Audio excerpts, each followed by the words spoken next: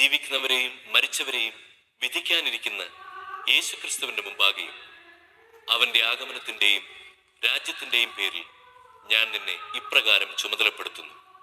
വചനം പ്രസംഗിക്കുക. സാഹചര്യങ്ങൾ അനുകൂലമാണെങ്കിലും അല്ലെങ്കിലും ജാഗരൂകതയോടെ വർത്തിക്കുക. മറ്റുള്ളവരിൽ ബോധ്യം ജനിപ്പിക്കുകയും അവരെ ശാസിക്കുകയും ഉത്ബോധിപ്പിക്കുകയും ചെയ്യുക. ക്ഷമ കൈവിടാതിരിക്കുകയും പ്രബോധനത്തിൽ ശ്രദ്ധിക്കുകയും ചെയ്യുക. ജനങ്ങൾ ഉത്തമമായ പ്രബോധനത്തിൽ സഹിഷ്ണുത കാണിക്കാത്ത കാലം വരുന്നു.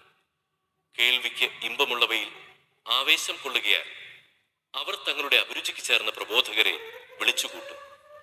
അവർ സത്യത്തിന് നേരെ ചെവിയടച്ച് കെട്ടുകഥകളിലേക്ക് ശ്രദ്ധ തിരിക്കും.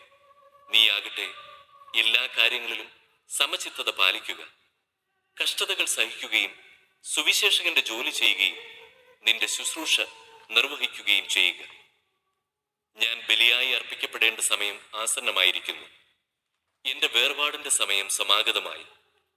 ഞാൻ നന്നായി പൊരുതി എന്റെ ഓട്ടം പൂർത്തിയാക്കി. വിശ്വാസം കാത്തു. എനിക്കായി നീതിയുടെ കിരീടം ഒരുക്കിയിരിക്കുന്നു. നീതിപൂർവം വിധിക്കുന്ന കർത്താവ് ആ ദിവസം അത് എനിക്ക് സമ്മാനിക്കും. എനിക്ക് മാത്രമല്ല, അവന്റെ ആഗമനത്തെ സ്നേഹപൂർവം ഉറ്റുനോക്കിക്കൊണ്ടിരിക്കുന്ന എല്ലാവർക്കും.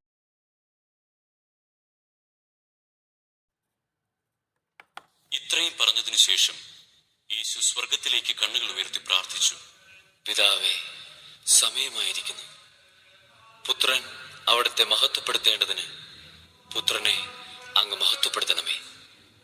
എന്തെന്നാൽ അവിടുന്ന് അവന് നൽകിയിട്ടുള്ളവർക്കെല്ലാം അവൻ നിത്യജീവൻ നൽകേണ്ടതിന് എല്ലാവരുടെയും മേൽ അവന് അവിടുന്ന് അധികാരം നൽകിയിരിക്കുന്നുവല്ലോ. ഏക സത്യദൈവമായ അവിടുത്തെയും അങ്ങ് അയച്ച യേശുക്രിസ്തുവിനെയും അറിയുക എന്നതാണ് നിത്യജീവൻ. അവിടുന്ന് എന്നെ ഏൽപ്പിച്ച് ജോലി പൂർത്തിയാക്കിക്കൊണ്ട് ഭൂമിയിൽ അവിടുത്തെ ഞാൻ മഹത്വപ്പെടുത്തി. ആകയാൽ പിതാവേ, ലോക സൃഷ്ടിക്ക് മുമ്പ് എനിക്ക് അവിടുത്തോടു കൂടെ ഉണ്ടായിരുന്ന മഹത്വത്താൽ ഇപ്പോൾ അവിടുത്തെ സന്നിധിയിൽ എന്നെ മഹത്വപ്പെടുത്തണമേ. ലോകത്തിൽ നിന്ന് അവിടുന്ന് എനിക്ക് നൽകിയവർക്ക് അവിടുത്തെ നാമം ഞാൻ വെളിപ്പെടുത്തി. അവർ അങ്ങയുടേതായിരുന്നു. അങ്ങ് അവരെ എനിക്ക് നൽകി. അവർ അങ്ങയുടെ വചനം പാലിക്കുകയും ചെയ്തു. അവിടുന്ന് എനിക്ക് നൽകിയതെല്ലാം അങ്ങിൽ നിന്നാണെന്ന് അവർ ഇപ്പോൾ അറിയുന്നു.